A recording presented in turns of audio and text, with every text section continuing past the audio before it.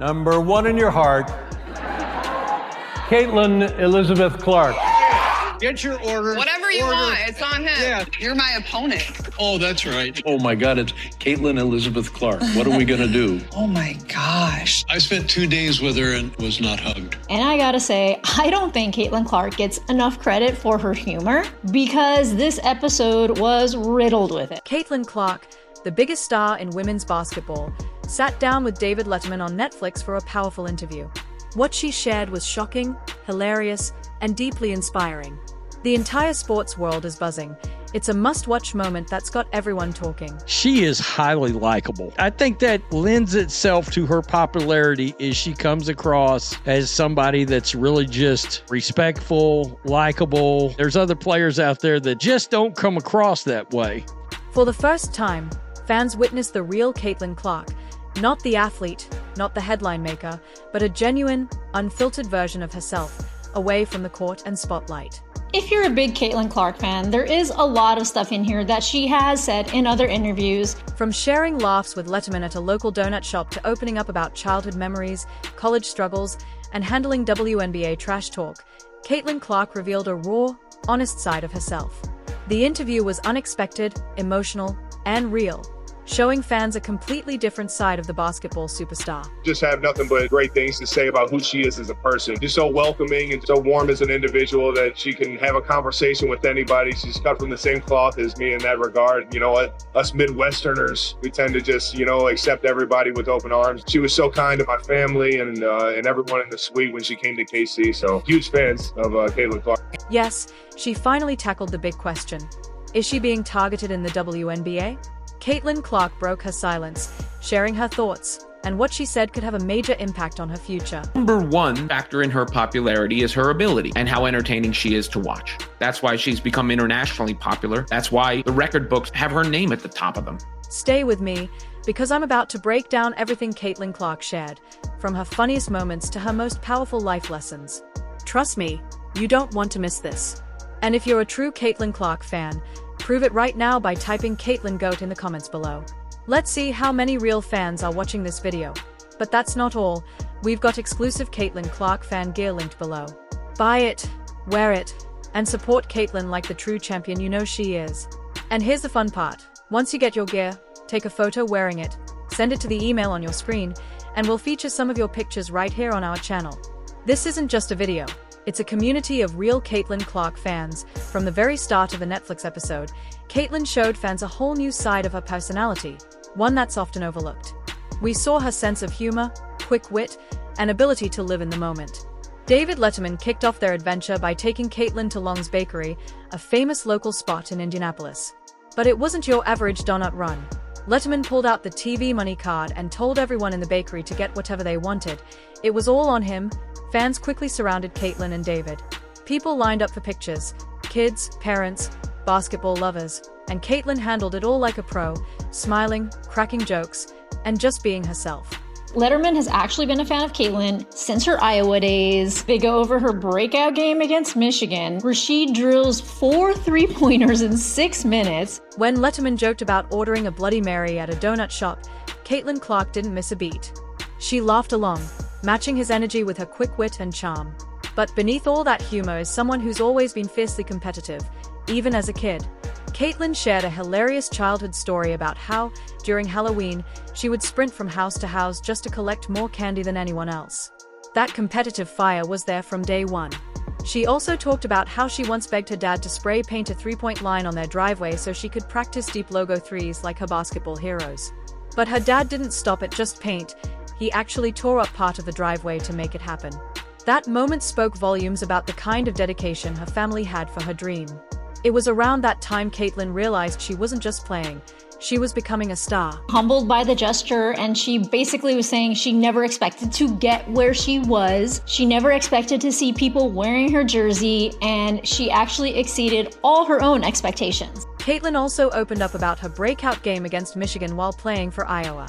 In just 6 minutes, she hit 4 3-pointers and scored 21 points, bringing her team back into the game, even though they eventually lost. But for Caitlin, it wasn't about the final score. It was about the moment she first saw herself on SportsCenter's Top 10. That was when she knew she had arrived. Caitlin Clark got asked about this by David Letterman. We have a practice team that's just all. I think the key is this squad was down by 15 to these guys, and they came back and won it. That was her I made it moment, seeing her highlights on the same sports center she once stayed up late to watch as a kid. Then came one of the wildest stories from her Iowa days, a legendary scrimmage where Caitlin absolutely went off and stunned everyone. The practice session has taken on near mythological proportions in the 5 years since it was played in Iowa City. ESPN's Wright Thompson wrote about it for a March 2024 profile of Clark, talking to teammates, coaches, and student managers who witnessed the performance. Caitlin shared with Letterman how she scored 22 points in just 2 minutes against the boys' practice team, sinking 5 consecutive three-pointers. The energy in the gym was electric, with a high school girls basketball team watching, jumping out of their seats and going wild as she dominated the court. The women in the WNBA have had years to work on their physicality, and she did mention how in the offseason, that was what she was focusing on, getting bigger to go up against these more experienced, more yoked players. Caitlin admitted that even she couldn't believe what was happening during that incredible performance, and to this day, she loves reminding those practice players about the beatdown she put on them. But beyond the jokes, candy races, and viral highlights, there's another side of Caitlin Clark that shaped her greatness. It's the emotional struggles, leadership lessons, and moments when her fiery personality nearly got the best of her, and that's exactly what we're diving into next. Caitlin has always been known for her killer instinct on the basketball court, but what many don't realize is that same competitive fire wasn't always easy to control, especially in her younger years.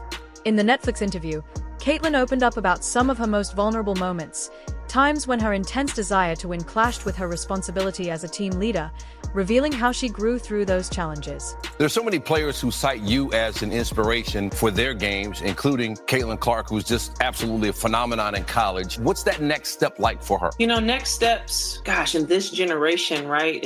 You have, I think, just so many more challenges of how to handle yourself as an adult, right? You go through that whirlwind of being a senior in college, transitioning into the W, and then the next step is how to become just an even better leader. And so much of leadership, I think, is listening and learning. And hopefully the more she can get connected to vets in the league and just different people and coaches and anyone that she can glean wisdom from of how to just continue to learn how to be as a connected and inspiring leader as she can be. And a lot of that is walking the walk and not just talking the talk. So she's already on her way, but, continuing to have fun, continuing to anticipate how people are going to try to stop her and being prepared as she can be for next season. One story Caitlin shared really stood out, serving as a powerful reminder that even the greatest athletes face emotional battles.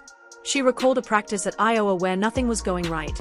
Caitlin was playing poorly, feeling frustrated, but it wasn't with her teammates, it was with herself. Instead of sticking it out, she walked off the court, silently leaving the gym without saying a word to anyone. In that moment, she thought she was doing the right thing, thinking she was protecting her teammates from seeing her anger and frustration. However, when Caitlin later sat down with her coaches to review the footage, they challenged her on her actions. They told her bluntly, "That's selfish. That's not how a leader acts." They explained that walking off the court sent the wrong message to her teammates, making them feel abandoned and isolated. This is where Iowa head coach Lisa Bluder played a crucial role in Caitlin's growth. She didn't want to suppress Caitlin's competitive fire.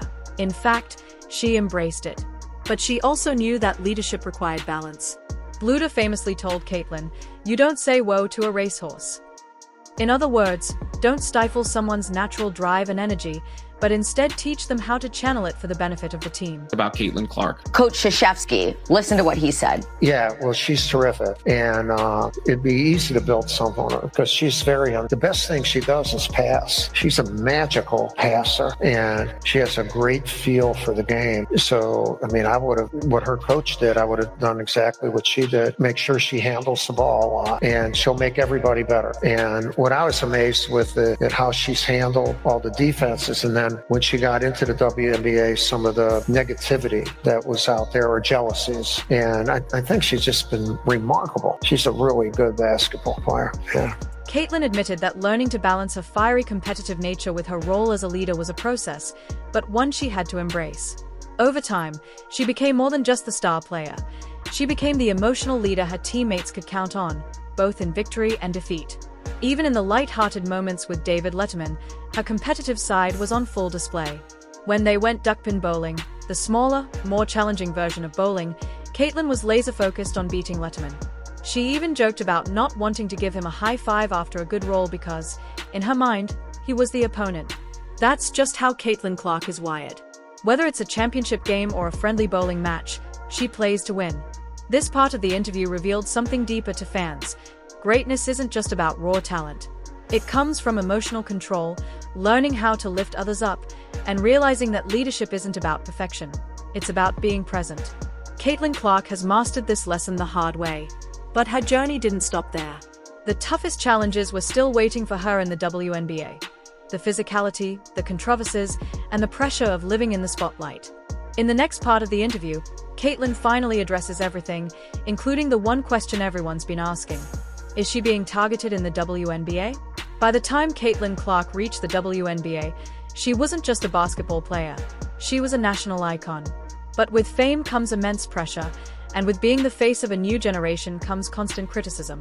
Prevailing narrative that has been created around this season's WNBA play is that it's the league versus Caitlin Clark, and that is just absolutely false. It is unfair to the women that have been there building this league to this moment so that Caitlin Clark's popularity could take it to the next level. There's a method to this madness. When given a chance to talk about Caitlin Clark, they're always going to racialize it and try to demonize Caitlin Clark's fan base. Monica has figured out a way to make the WNBA relevant and profitable long term. The lady from the BBC, she seems to be asking Monica McDougal how the WNBA can maintain their momentum from last season. There's an easy answer to that question. More than likely, they can't. Two things. I think it has to show up in our storytelling, and it has to be encouraged by our families. Yeah. To me, right? And so covering the WNBA this past season, Caitlin Clark's rookie year, for all of the conversation that surrounded her, some which was fair and some which wasn't, the one thing that I cannot deny is the amount of little girls that were showing up to follow her. Little girls with their parents and the fervor and the energy there. Why her? Same thing. Why her? Well, I was just about to say same thing for Angel Reese when I had a chance to cover their games, but I think Caitlin represented. And again, some of this to me probably is not fair to her because it was not anything that she said or was truly based on her personality, but she was a white girl from the middle of America. And so she represented a whole lot to a lot of people, whether that is truly what she prescribed to or not. We can all say she is a dynamic basketball player and a force both on the court and the marketing sense. But I do think, same thing with folks that may have fallen in love with Angel Reese that she may or may not have agreed with everything they had to say either. We attach our fandom to these icons for all types of reasons. Where are these Angel Reese fans? When I see Chicago Bravado games on TV, the only things I see are missed layups and empty seats. Caitlin tried to flop. She tried to flop on what happened. Like, that little shoulder bump, it was not that serious. Okay, Caitlin, I need you to be all the way serious and for real, okay? You fell down, the first thing you did is and you look to the damn ref to give you what? That's what happened. That's what she always does, right? She's always falling to the floor and then people acting like it's mad hard. Pay attention to what she did in college. That is what she did. She's from the LeBron school, the Luka school, the Harden school. They try to sell fouls, right? I would say that her coach did not do a good job preparing her for the physicality of what was to come and what to expect in the WNBA. So yeah, I'm kind of saying like, this is not that deep. It's a little hip check. For me, if Rookie of the Year was picked today, I give it to Angel. What it is racism, right? It gets blown up into, oh, they're going after Caitlin Clark, but no, we're just playing one of the best players that's in this league. We saw what happened last year. Caitlin Clark was targeted. Like, that's been a part of the game. The game has always been physical. I know what physical basketball looks like. Like, Caitlin Clark doesn't happen entirely organically. There's a push. What Angel Reese did, she created what people truly need, which is a rivalry. Angel Reese has done that and did that for Caitlin Clark. Yeah. And I do think she helped. Without Angel Reese, Caitlin Clark wouldn't be as big as she is. Caitlin Clark also blew up before the Angel Reese thing. That is a myth. She blew up before. Go look at the ratings for the games before then. Go look at the attendance for the games before then. It was already an organic thing. If you're going to break a record, to me, if it's legitimate, you have to break that record in the same amount of time that player set it. If Kelsey Plum set that record in 4 years, Well, Caitlin should have broke that record in 4 years. But because there's a COVID year and then there's another year, you know what I mean? So she's already had an extra year to break that record. Yeah, that'll go in the record books as Caitlin Clark is the all-time, whatever it is. I don't even know what the number is, but that's the way it'll be. And I don't think it should be. I set the record in 5 games, right? Yeah. Because back then, we had a first round bye. Oh, so okay. we didn't get to play, I didn't get that 6 games. So I set the record in 5 games. Look at her extra game. Well, I'm just saying. You can say that. No, listen, if I have 6 games, the record's different. well, I'm gonna have another 30. But I don't really care what the record is, who has the record. During her Netflix interview with David Letterman, Caitlin addressed one of the biggest questions surrounding her career. Is she being targeted in the WNBA? Caitlin responded with the maturity of a true professional. She clarified that she doesn't believe players are targeting her maliciously. What she's experiencing is simply the typical jump in physicality and intensity that all rookies face when transitioning from college to the pros. She explained that WNBA players have spent years building their strength, skill, and toughness. It's a different level of basketball. That's why she's focused on getting stronger in the offseason. Caitlin understands that in the WNBA, respect isn't given, it's earned every game. She's ready for the challenge and embraces the growth that comes with it. Association, they gave us a gym that I paid for. Not entirely, but they took money out of my check and I paid for it. You better get the fucking full usage of that. Man, I got hot tub, cold tub, weight room, full court basketball room. I walk in today, I'm on one side working out, Caitlin Clark on the other side. Really? I look at myself, there you go, 2 fucking legends, Patty. Did you say what's up? You know I say what's up, but I'm not the type to say what's up to interrupt your workout because I don't like people to interrupt mine. She can shoot the shit out of it. And the WNBA assist leader this past year. She can shoot the shit out the ball. She's a great shooter. And she's one of those workout people, you know, got to think, anytime I hit the court, I got to hit that bike. I'm older now, so I got to get on that bike and stroll for a couple 5, 6, 7 minutes. So while I'm strolling through the park, I'm looking at her shoot it. And she's one of those shooters where, if you know as a gym rat, you guys know, like, damn, bro, why you throw that pass bad? Give me the ball in my chest. I'm like, oh, she's a gangster also. She's lighting people up. Throw me the ball the way I want it. What drill was it? What drill was she running? I don't know. She was doing a 2 in a row corner wing. And if you miss, you have to go back to the next spot. And if you missed again, you have to go back to the starting spot. She had a nice drill. I'm literally still in it. Caitlin also shared a hilarious moment from her rookie season, a trash talk battle with WNBA legend Diana Taurasi during a physical game. Taurasi fouled Caitlin hard from behind, and Caitlin didn't hold back, confronting her and pointing out that it wasn't even a play on the ball. The two exchanged words, neither backing down. But what happened next revealed the true heart of basketball rivalry. Taurasi walked up to Caitlin and said, "I just love you." Caitlin, with the same respect, replied, "I love you too." It was a beautiful moment of mutual respect between 2 generations of players, showing that while the game can be intense, it's also built on admiration and legacy. Caitlin didn't just talk about scoring, she also discussed what sets her apart on the court, her passing ability and court vision. Her unique skill set, combined with her competitive spirit, makes her a true standout in the game.